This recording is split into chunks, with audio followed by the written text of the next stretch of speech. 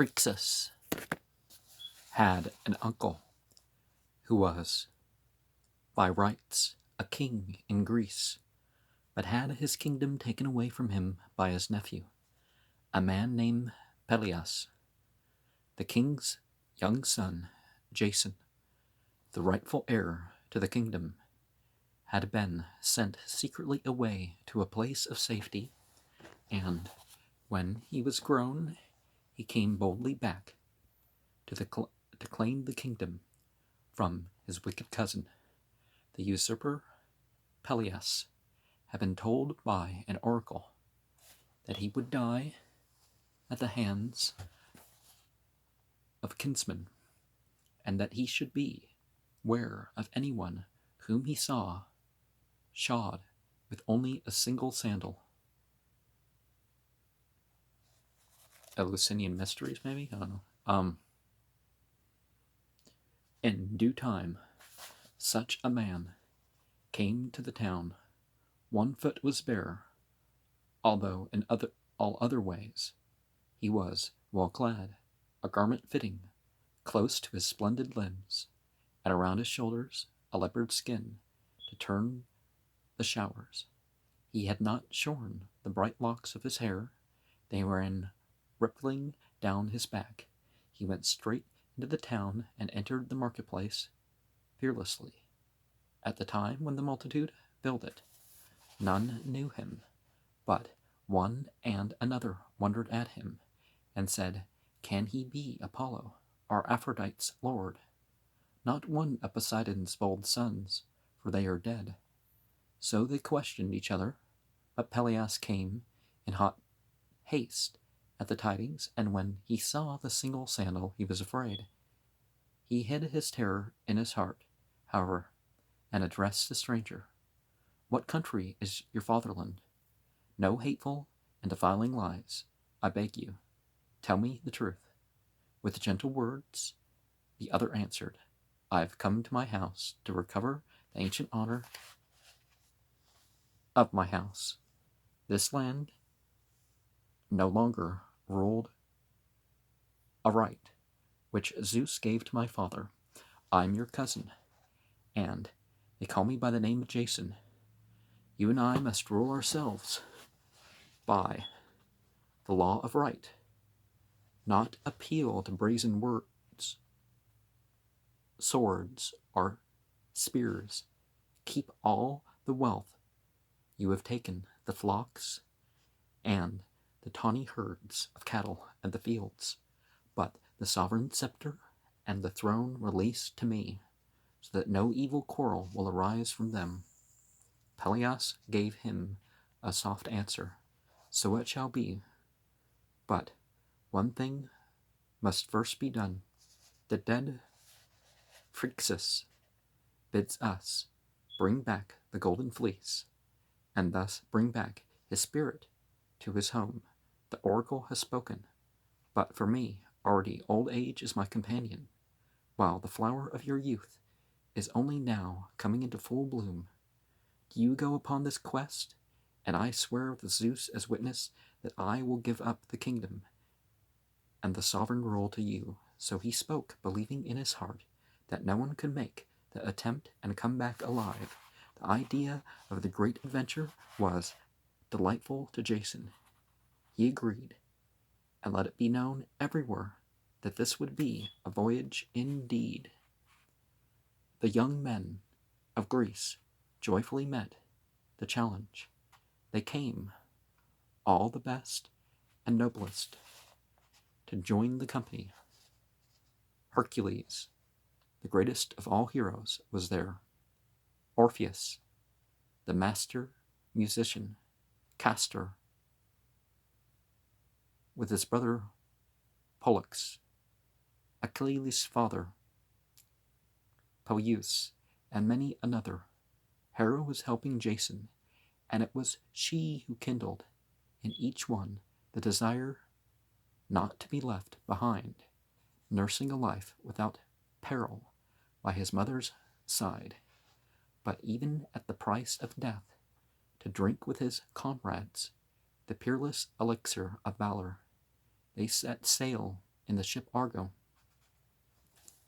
Jason took in his hands a golden goblet, and pouring a libation of wine into the sea, called upon Zeus, whose lance is the lightning, to speed them on their way.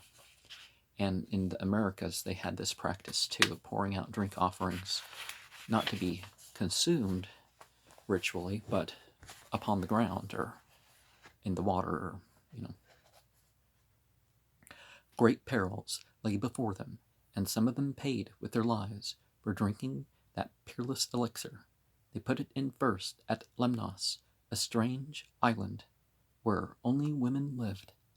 They had risen up against the men, and had killed them all except one, the old king, his daughter Hypsipyle, a leader among the women, had spared her father and set him afloat on the sea in a hollow chest, which finally carried him to safety. These fierce creatures, however, welcomed the Argonauts and helped them with good gifts of food and wine and garments before they sailed away. Soon after, they left Lemnos. The Argonauts lost Hercules from the company. A lad named Hylas, his armor-bearer, very dear to him, was drawn under the water as he dipped his pitcher in a spring by a water nymph, who saw the rosy flush of his beauty and wished to kiss him.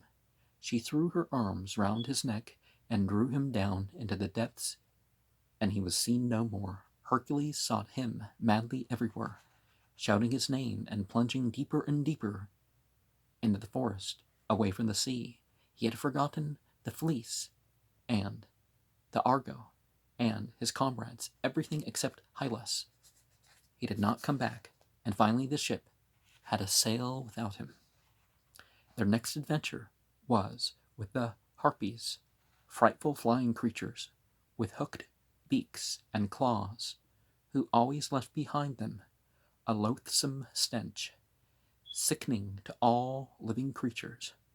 Where the Argonauts had beached their boat for the night lived a lonely and wretched man, to whom Apollo, the truth-teller, had given the gift of prophecy.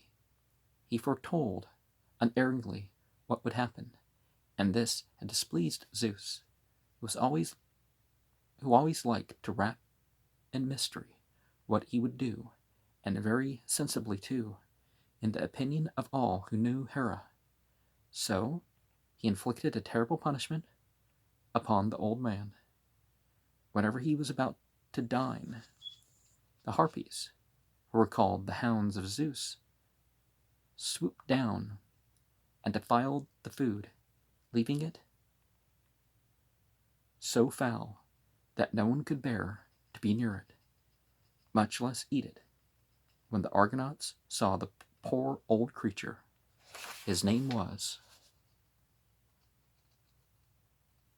Phineus. He was like a lifeless dream, creeping on withered feet, trembling for weakness, and only the skin on his body held his bones together. He welcomed them gladly and begged them to help him. He knew through his gift of prophecy that he could be defended from the Harpies by two men alone, who were among the company on the Argo, the sons of Boreas, the great north wind. All listened to him with pity, and the two gave him eagerly their promise to help. And the Harpies and the Argonauts, I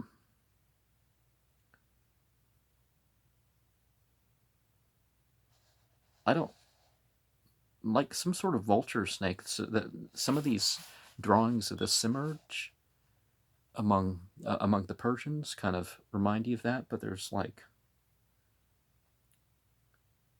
4 harpies, 5 harpies diving down on this company of men, but there's 2 basically that are standing apart from the crowd, and they're up on this crag of rock, and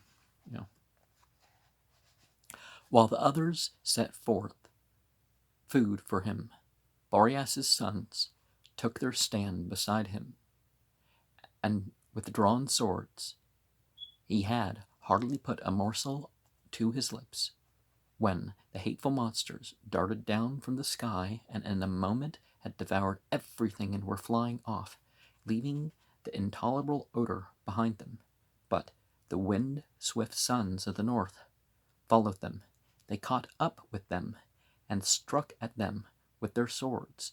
They would assuredly have cut them to pieces if Eris, the rainbow messenger of the entities, gliding down from heaven, had not checked them. They must forbear to kill the hounds of Zeus, she said, but she swore by the waters of the Styx, the oath that none can break, that they would never again trouble Phineus. Okay. So the two returned gladly and comforted the old man, who in his joy sat feasting with the heroes all through the night. He gave them wise advice, too, about the dangers before them, in especial about the clashing rocks, the Symplegades that rolled perpetually against one another, while the sea boiled up around them. The way to pass between them, he said, was first to make trial with the dove. If she passed through safely, then the chances were that they too would get through. But if the dove were crushed, they must turn back and give up all hope of the golden fleece. The next morning they started with the dove, of course, and were soon in sight of the great rolling rocks. It seemed impossible that there could be a way between them, but they freed the dove and watched her. She flew through and came out safe. Only the tips of her tail feathers were caught between the rocks. As they rolled back together, and those were torn away, the heroes went after her as swiftly as they could. The rocks parted, the rowers put forth all their strength, and they too came through safely. Just in time, however, for as the rocks clashed together again, the extreme end of the stern ornament was shorn off.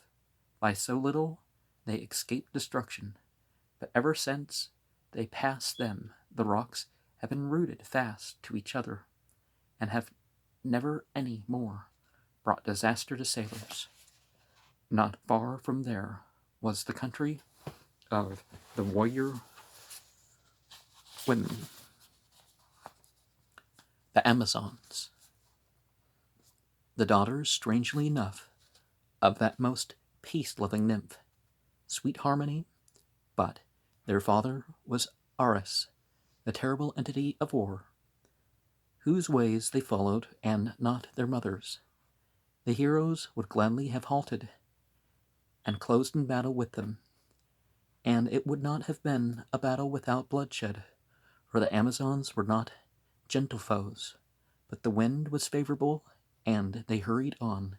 They caught a glimpse of the Caucasus as they sped past, of Prometheus on his rock high above them, and they heard the fanning of the eagle's huge wings as it darted down to its bloody feast. They stopped for nothing, and that same day at sunset they reached Colchis, the country of the Golden Fleece. They spent the night facing they knew not what, and feeling that there was no help for them anywhere except in their own valor. Up in Olympus, however, a consultation was being held about them. Hera, troubled at the danger they were in, went to ask Aphrodite's help. The entity of love was surprised at the visit, for Hera was no friend of hers. Still, when the great queen of Olympus begged for her aid, she was awed and promised to do all she could. Together they planned that Aphrodite's son Cupid should make the daughter of the Colchian king fall in love with Jason. That was an excellent plan for Jason.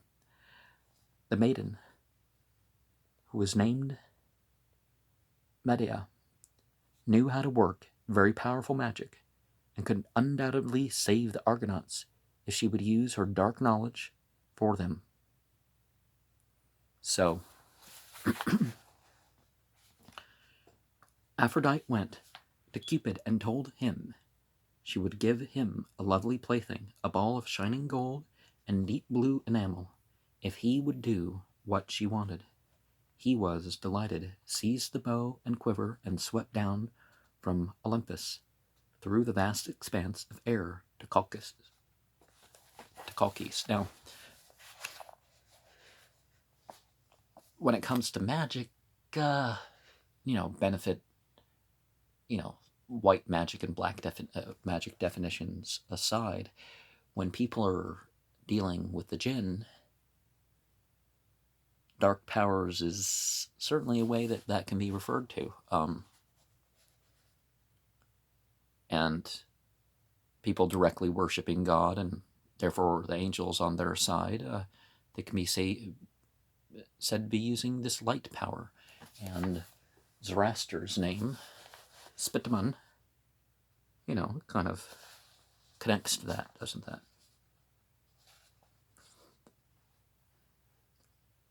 Meantime, the heroes had started for the city to ask the king for the golden fleece.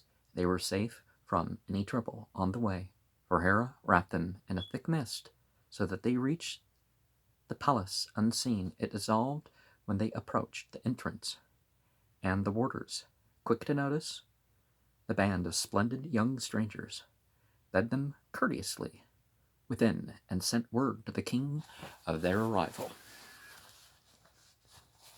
He came at once and bade them welcome. His servants hastened to make all ready, build fires and heat water for the baths and prepare food.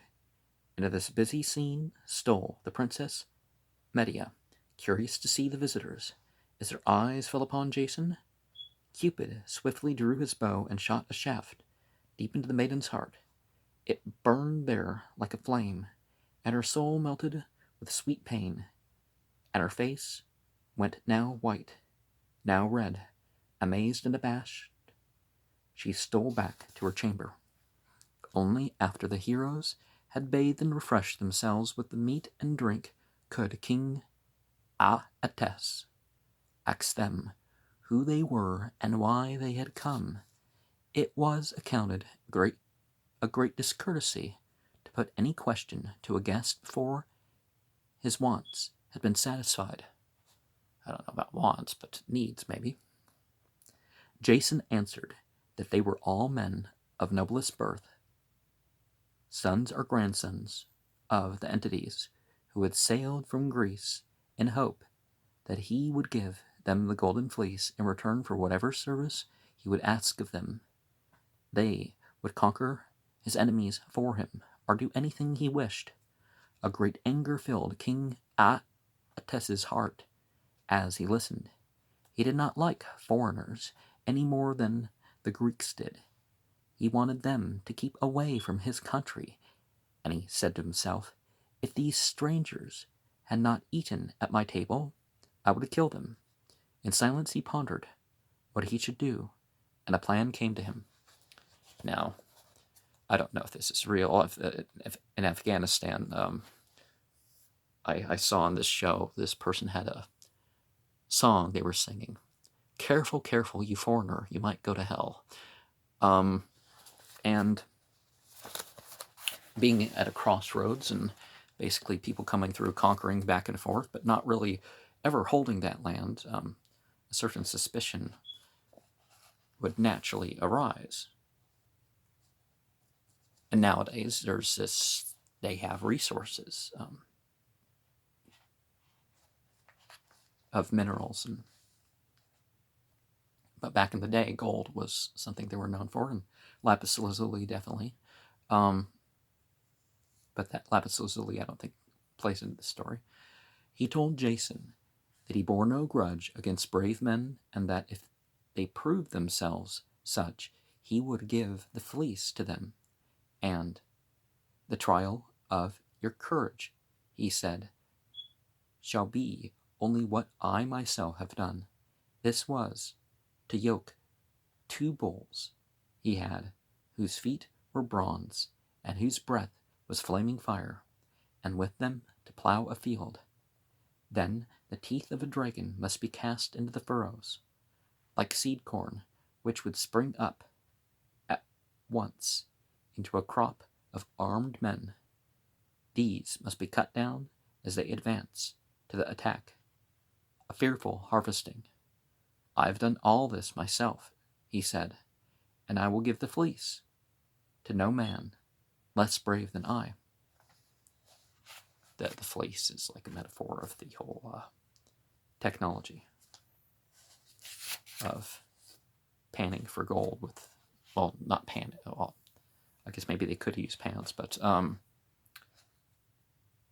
with wool. For a time, Jason sat speechless. The contest seemed impossible, beyond the strength of anyone. Finally he answered, I will make the trial, monstrous though it is, even if it is my doom to die. With that he rose up and led his comrades back to the ship for the night. But Medea's thoughts followed after him. All through the long night, when he had left the palace, she seemed to see him, his beauty and his grace, and to hear the words he had uttered. Her heart was tormented with fear for him. She guessed what her father was planning. Returned to the ship, the heroes held a council, and one and another urged Jason to let him take the trial upon himself, but in vain. Jason would yield to none of them. As they talked, there came to them one of the king's grandsons, whose life Jason once had saved, and he told them of Medea's magic power. There was nothing she could not do. He said, check the stars, even and the moon. If she were persuaded to help, she could make Jason able to conquer the bulls and the dragon-teethed men. It seemed the only plan that offered any hope, and they urged the prince to go back and try to win Medea over, not knowing that the entity of love had already done that.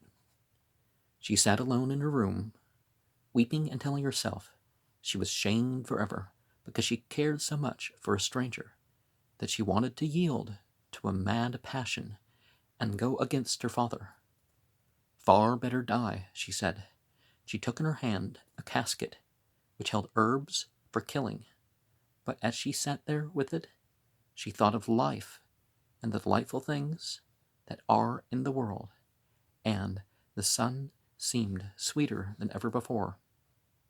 She put the casket away, and no longer wavering, she determined to use her power for the man she loved. She had a magic ointment which she would make him who rubbed it on his body safe for that day. He could not be harmed by anything. The plant it was made from sprang up first when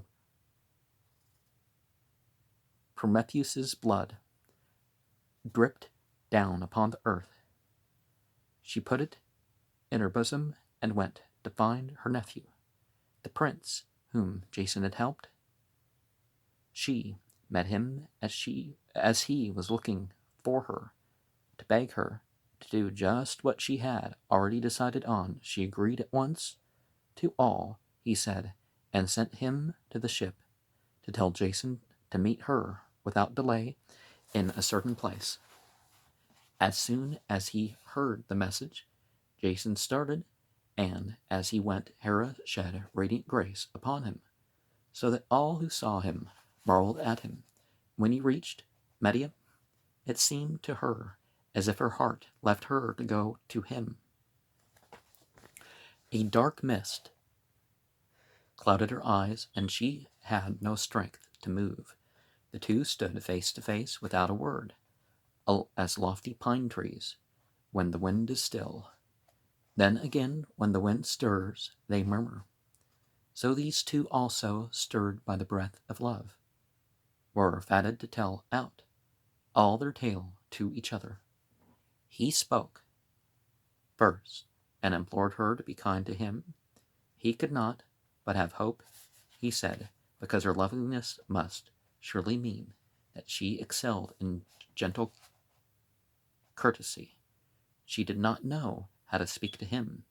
She wanted to pour out all the felt at once. Oh, pour out all she felt at once. Well, it's also a region of the world where they develop felt, but that's not. Silently, she drew the box of ointment from her bosom and gave it to him. She would have given her soul to him if he had asked her.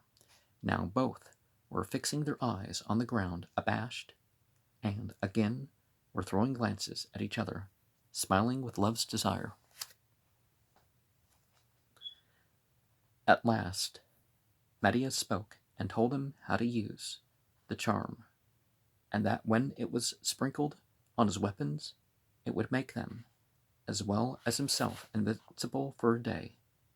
If too many of the dragon teeth men rushed to attack him, he must throw a stone into their midst, which would make them turn against each other and fight until all were killed. I must go back to the palace now, she said. But when you are once more safe at home, remember Medea, as I will remember you forever. He answered passionately, never by night and never by day will I forget you. If you will come to Greece, you shall be worshipped for what you have done for us, and nothing except death will come between us.